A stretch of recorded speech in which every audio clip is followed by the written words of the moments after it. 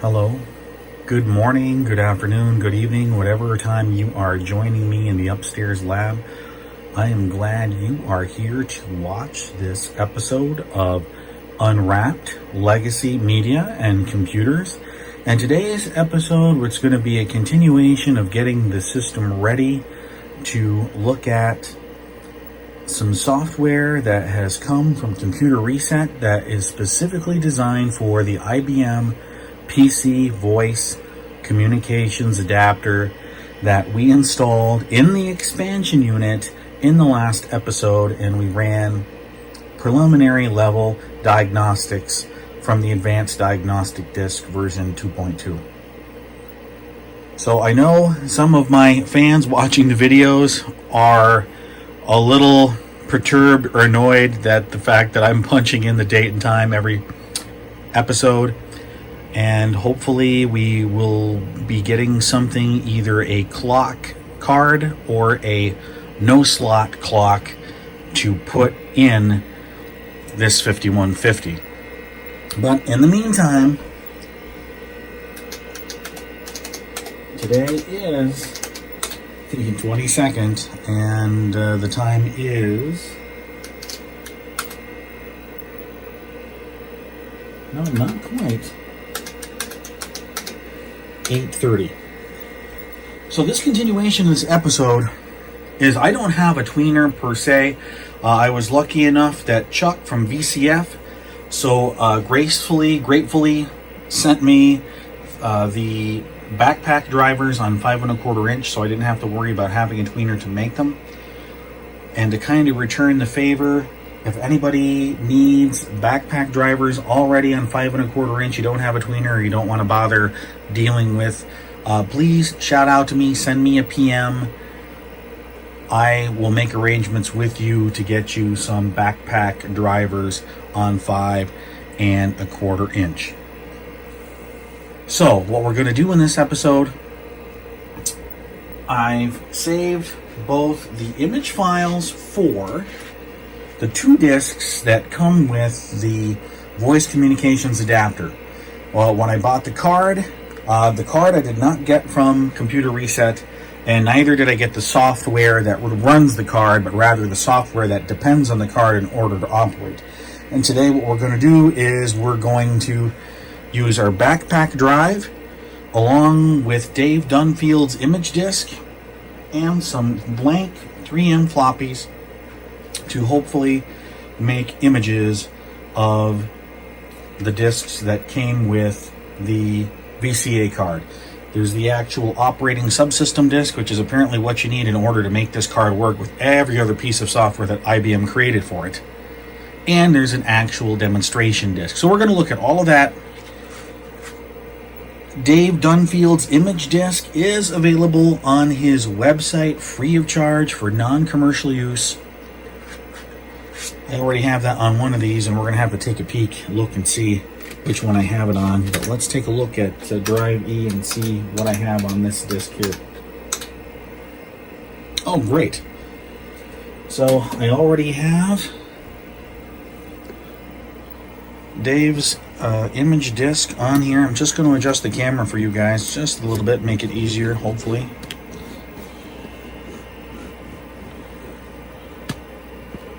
All right, a little bit better.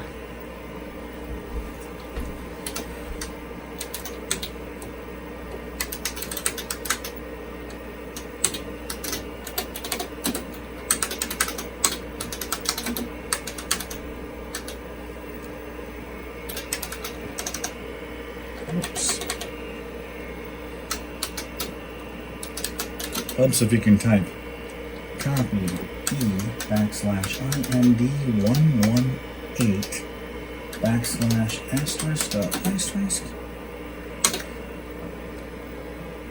Oh.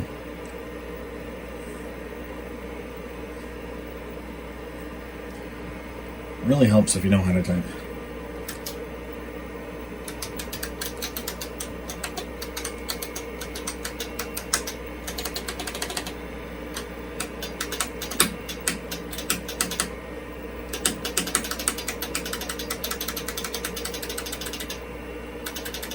Really? Looks like I've got a problem with the I key on my keyboard. Well, that's unfortunate, huh?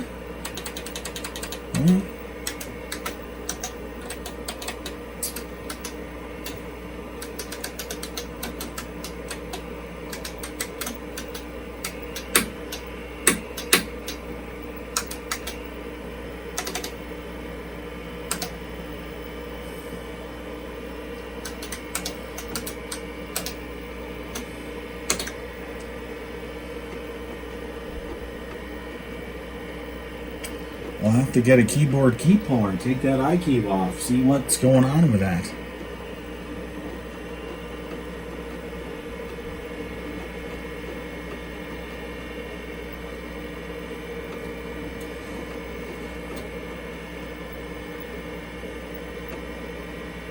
Now, in my previous experience with Dave's image disk, you can run a floppy drive controller test to get an idea of exactly what the floppy controller in the PC can and cannot do.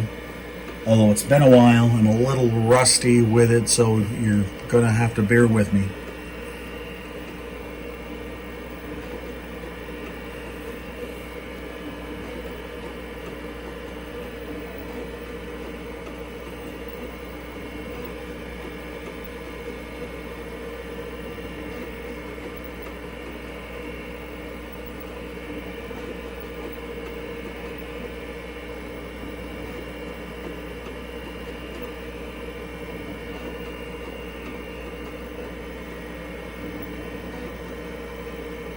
Okay, so we're going to take that disk out. We're going to put the other disk in. It's got the 2 image files on there, although I do not recall.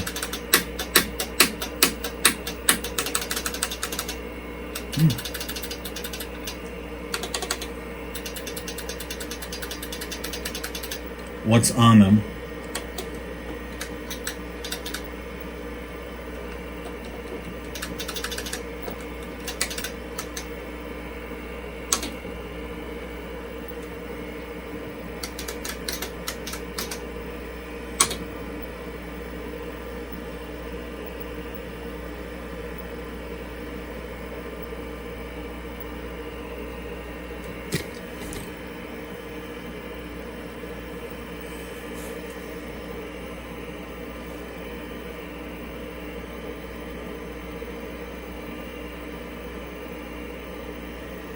Okay, so don't want to overwrite my advanced diagnostic disk, that's for sure. So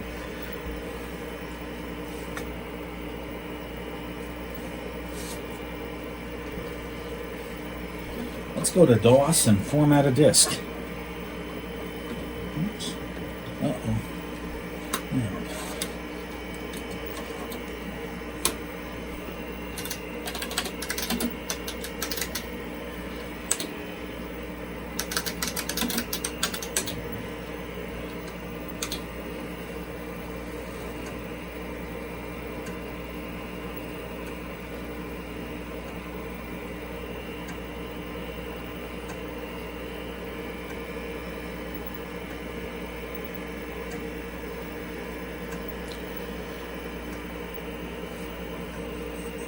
So if those of you in my loyal viewer base have an idea maybe what that I key could be, short of replacing the entire keyboard, I would love to hear your comments. Wait for this drive to format, and then we'll run the test FDC. And then if that works, we'll make our 2 disk images. Or, sorry, excuse me, 2 disks from images.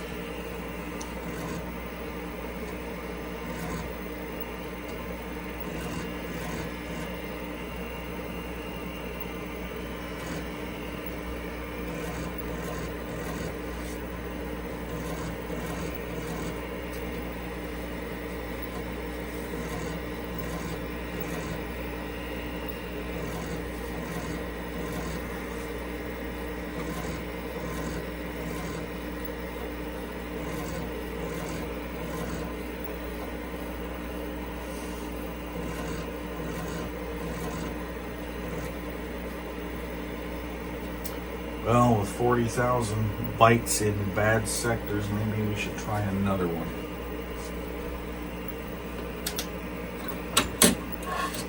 Although sometimes with these disks, which were generic disks also acquired by a fellow Vintage Computer Federation forum member,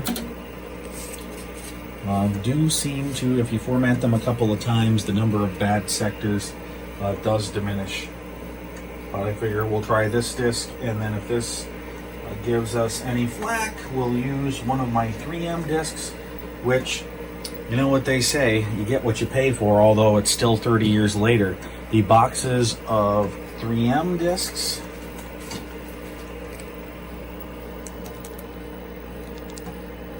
and the IBM branded disks, which I do not have here in the lab, are surprisingly reliable even though they're 30 plus years old.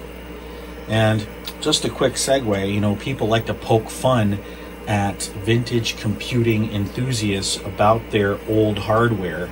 I'd like to see something that was manufactured today in 2021, 30 years from now, is it still going to be working? Who knows? Maybe it is. But I don't think so. Oh, that seemed to work much better.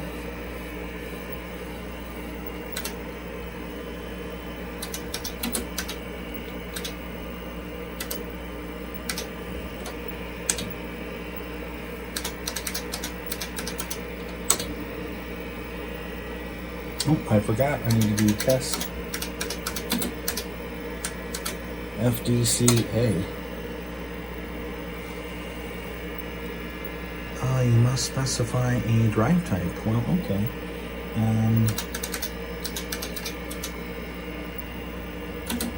It is drive A.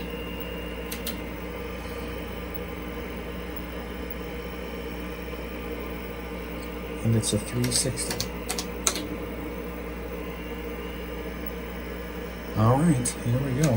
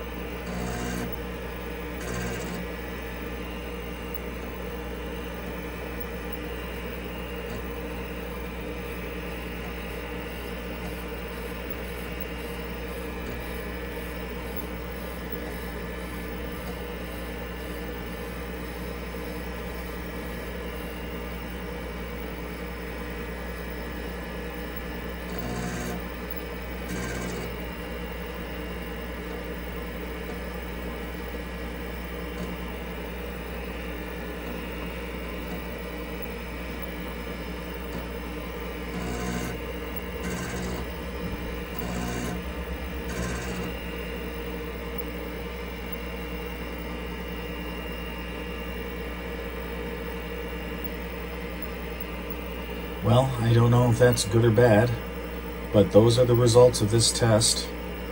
We'll see how things work with the image files that are on. I do not. And here's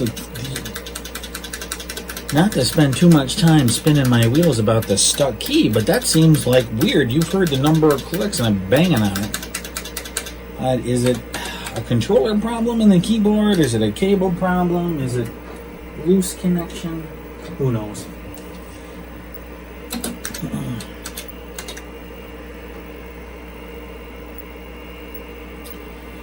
Okay. Well, let's fire up.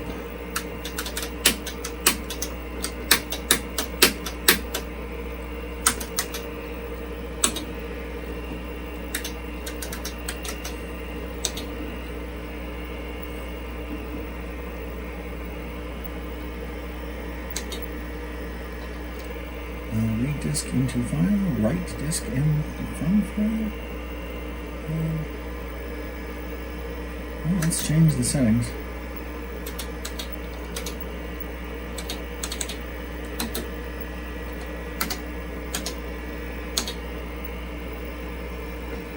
Okay.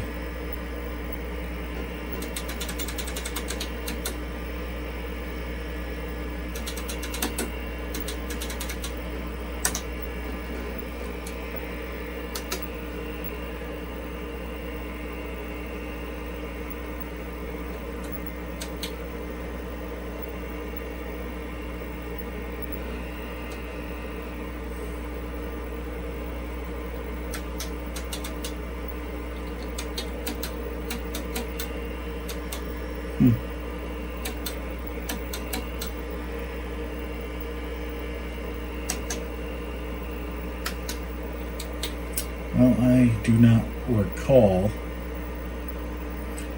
how to adjust this, but I guess we'll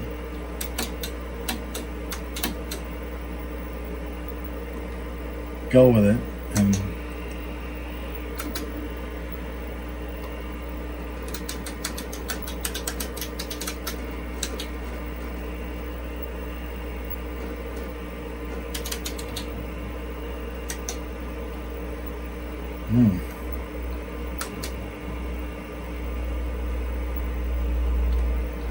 well, it looks like I've actually got to copy these images off of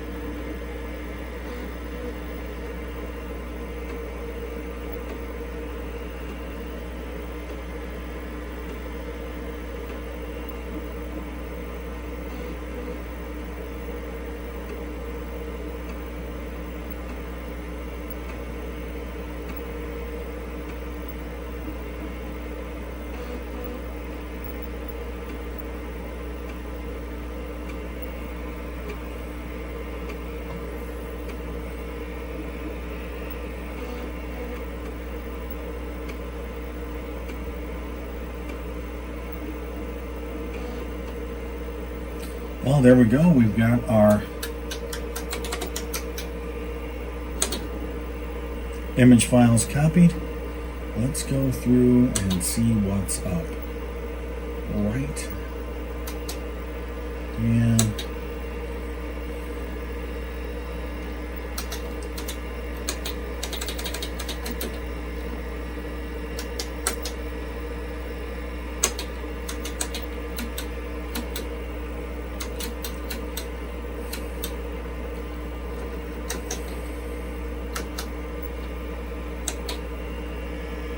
well, let's go through and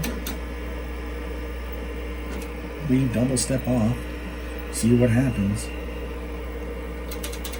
I'm going to turn full analysis on. Well, I like this. There we go.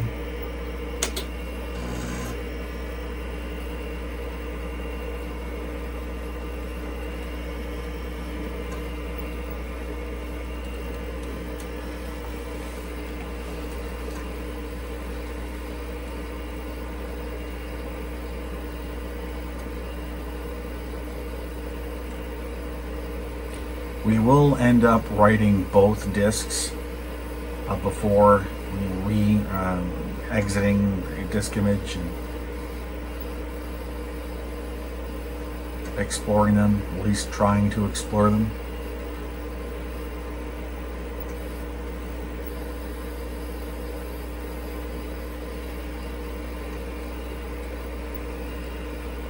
And to think, in less than 2 months, the IBM PC will be 40 years old.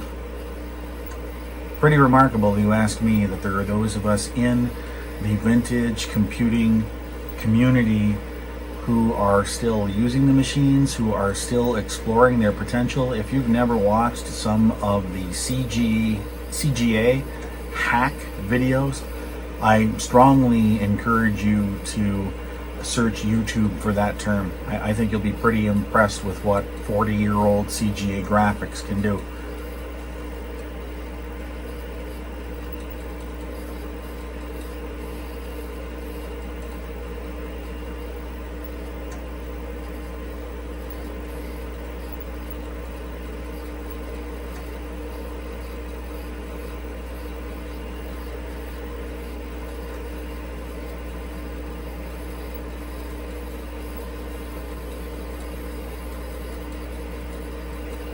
The only thing, though, I kind of wish that the expansion unit was a little bit quieter, but that's what we had to deal with back then.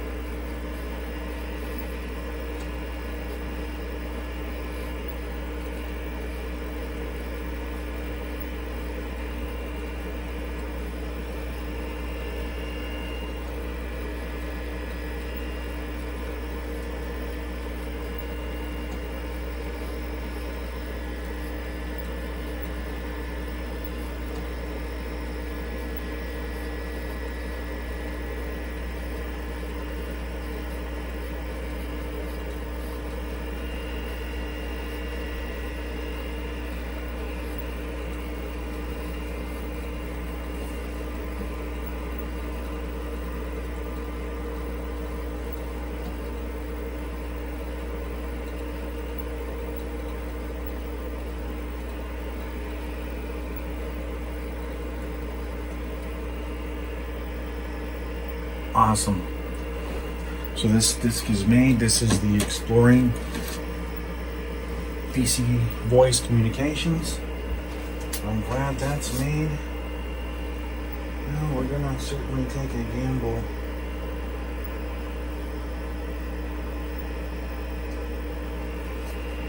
Try writing this other image here.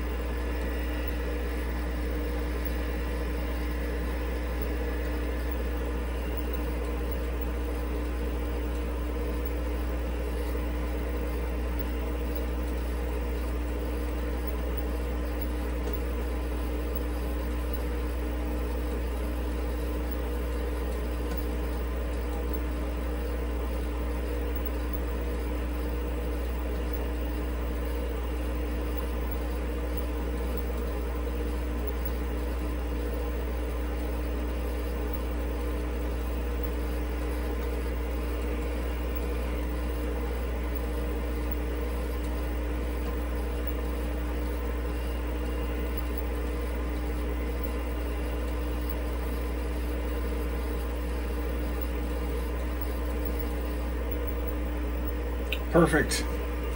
Okay. So the first thing we're going to do is we're going to quit. But we're going to put the exploring the voice communications disk back in, and we're going to see what that gives us.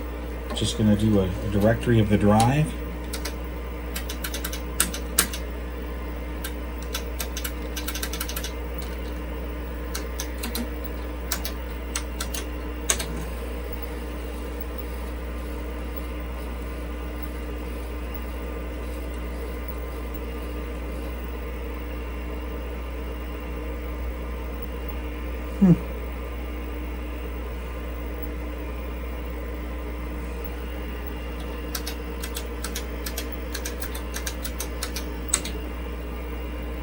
Oh.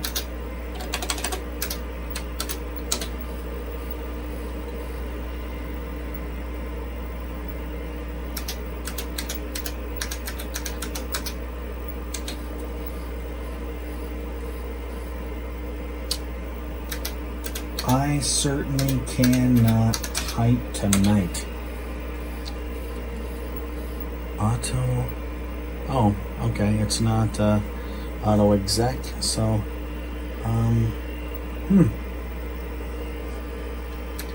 only because I don't have the documentation with me.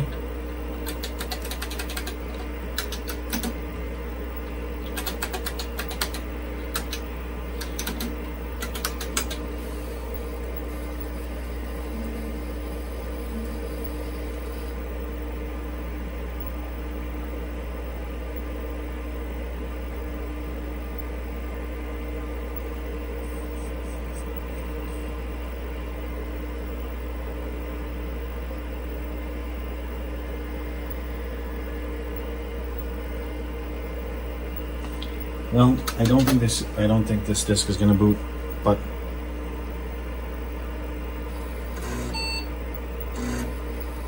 okay. I didn't think so, but that's all right. We'll just punch the date and time back in.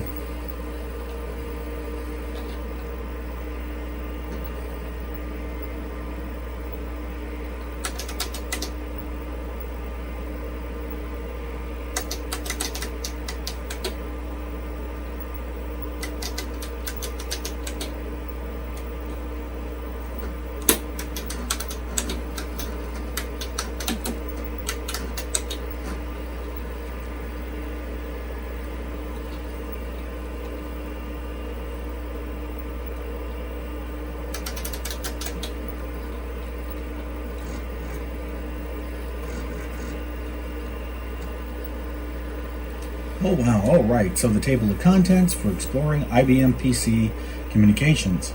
We have voice playback, voice messages, speech recognition, text-to-speech, telephone management, and asynchronous data communications.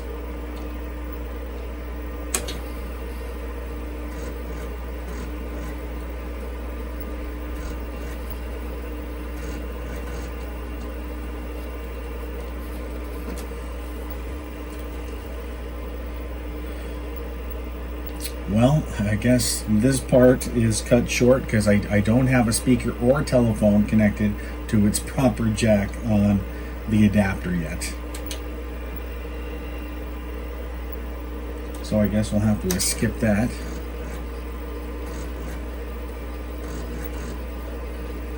Hopefully the rest of them aren't like that, but it might be.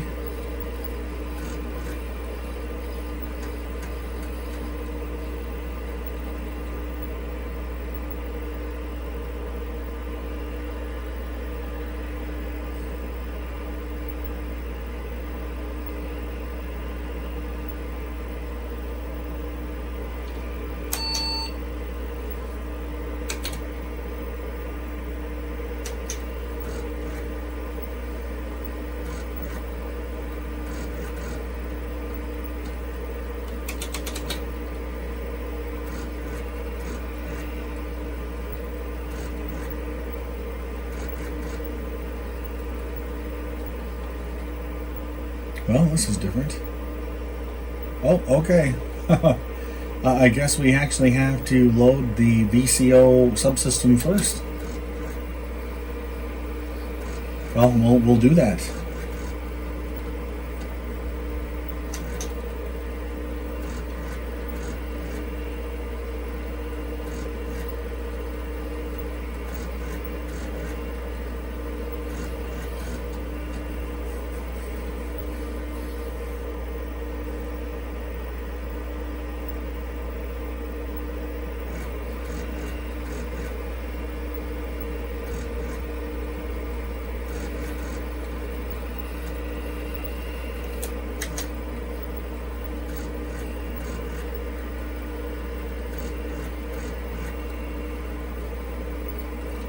Okay, let's replace the exploring disk with the subsystem disk.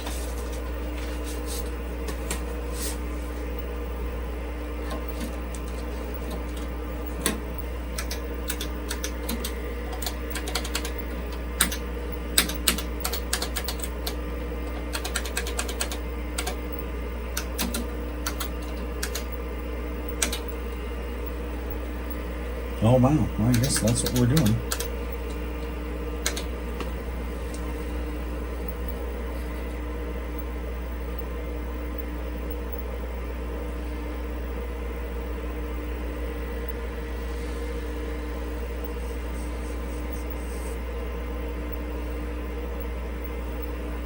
Well, let's break, terminate, and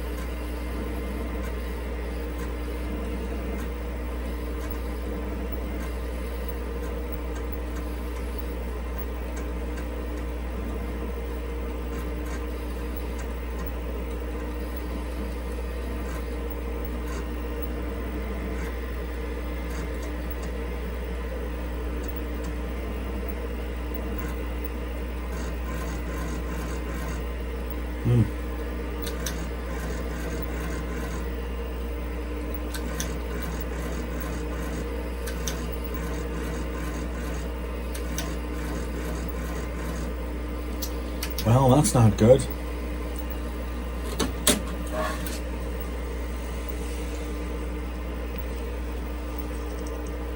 That isn't good at all. Well, we're going to pause the video right here. We'll come back to hopefully a operating subsystem disk that works. I appreciate your patience, and for you, should just be a second or so. All right, gentlemen, thanks for bearing with me. We did another imaged disk of the VCA Operating Subsystem, and hopefully we should be able to read it successfully and install it, and then we can get back to running our demonstration disk.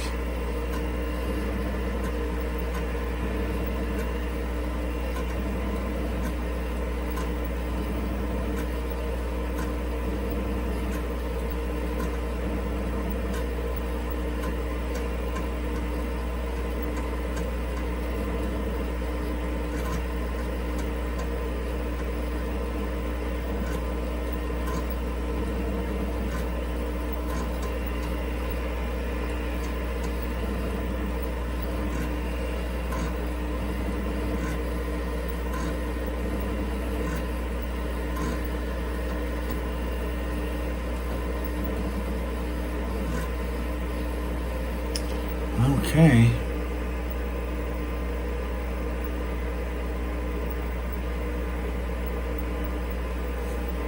All right.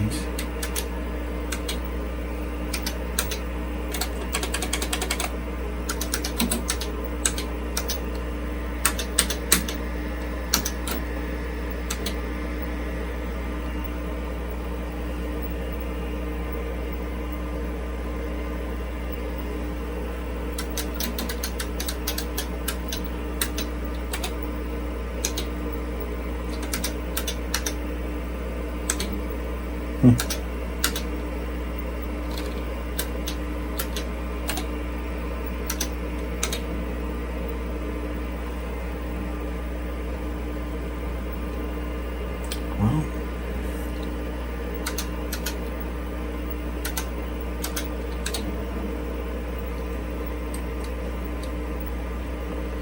I guess that's not what I want.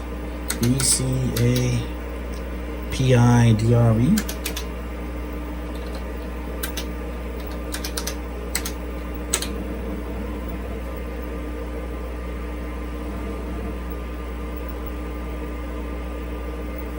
Oh, I guess that's what we're looking for. The operating subsystem has been installed and it is now resident. Alright, let's see if we can get back to our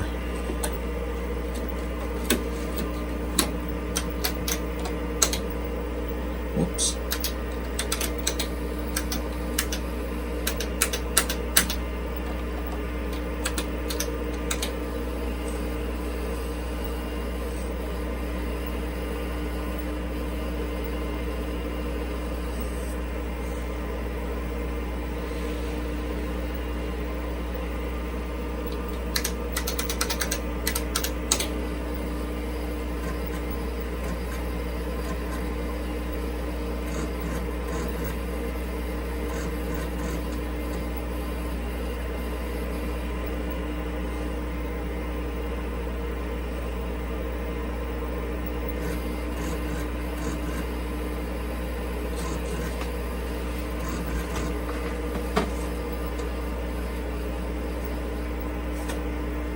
Oh, right, I believe it was speech recognition where we stopped before.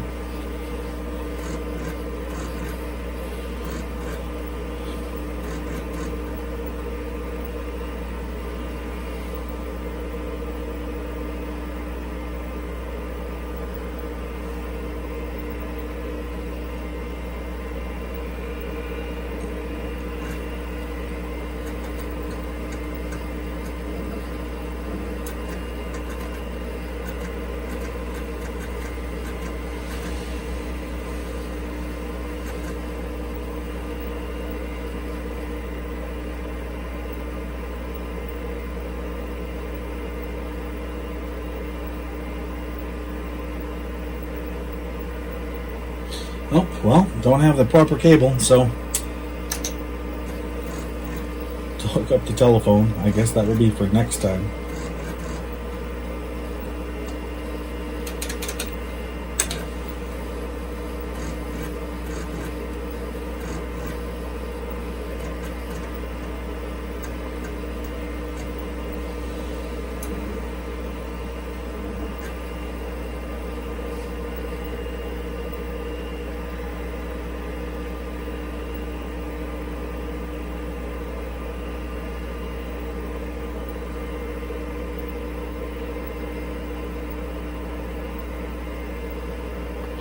Well,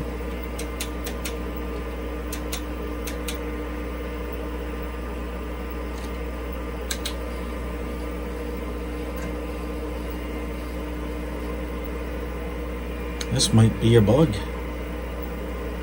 I guess so. For my VCF friends who are also experimenting and trying out the voice communications adapter, I hope you're watching and can leave some information in the comments.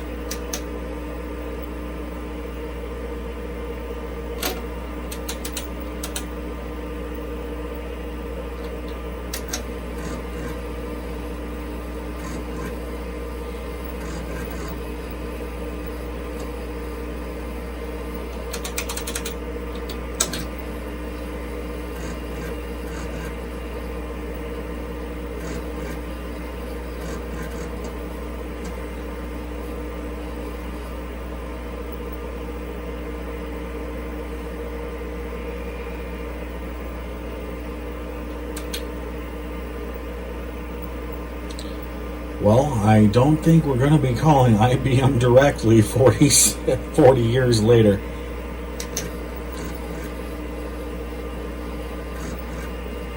Although it would be neat to try out.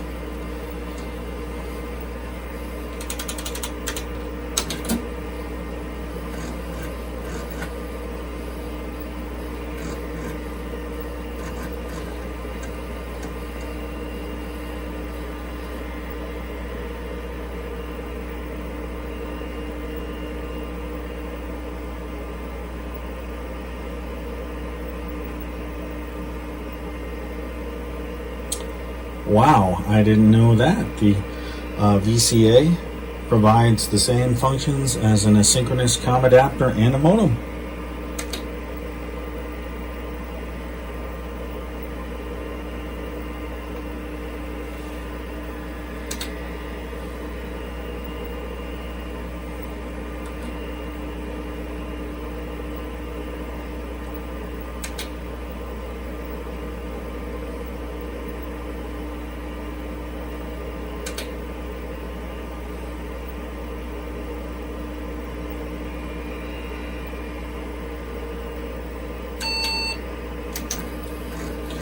Well, I do realize this might have been somewhat a disappointment not having the other cables to hook up telephone, and I do not have speaker or microphone.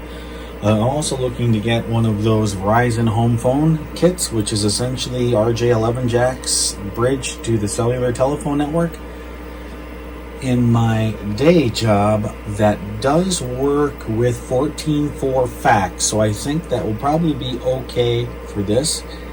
I appreciate your patience. I'm glad you stayed with me and watched the whole video if you've made it this far, and I hope to see you next week with the next episode of Unwrapped Legacy Media and Computers.